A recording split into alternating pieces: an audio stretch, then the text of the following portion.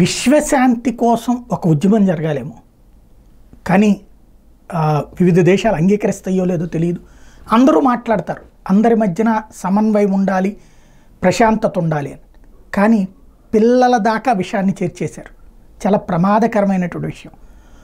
యూతులని ఒక శత్రువులుగా ప్రపంచమంతా చూపించారు. అది అత్యంత ప్రమాదకర దశకి చేరింది. ఇజ్రాయెల్ ప్రస్తుతం వాస్తవంగా తను దెబ్బతిన్నది. ఇజ్రాయెల్ అనేటువంటి దేశాన్ని చుట్టూ ఉన్నటువంటి దేశాలు కబ్జా చేయడానికి ప్రయత్నిస్తున్నాయి. ప్రధానంగా ఇరాన్ కబ్జా చేయడానికి ప్రయత్నిస్తోంది. అందులో భాగంగా ఆ చుట్టూ ఉన్నటువంటి సిరియా, లెబనాన్, యెమెన్ ఈ ప్రాంతాలన్నిటి నుంచి, ఏదైతే పాలస్తీనా ఈ ప్రాంతాల నుంచి జరిగిన దాడుల సంబంధించినటువంటి అంశాన్ని డౌన్ ప్లే చేస్తూ ఒకవైపే హైలైట్ చేస్తూ సాగుతున్నటువంటి ప్రాపగాండా పిల్లల దాకా వెళ్ళిందనడానికి సజీవ సాక్ష్యం. బ్రిటన్లో యూదు పిల్లల మీద ఆకస్మిక దాడి జరిగింది. ఎవరు చేశారంటే వేరే స్కూల్ పిల్లలు. ఇది అత్యంత ప్రమాదకరమైన దశ.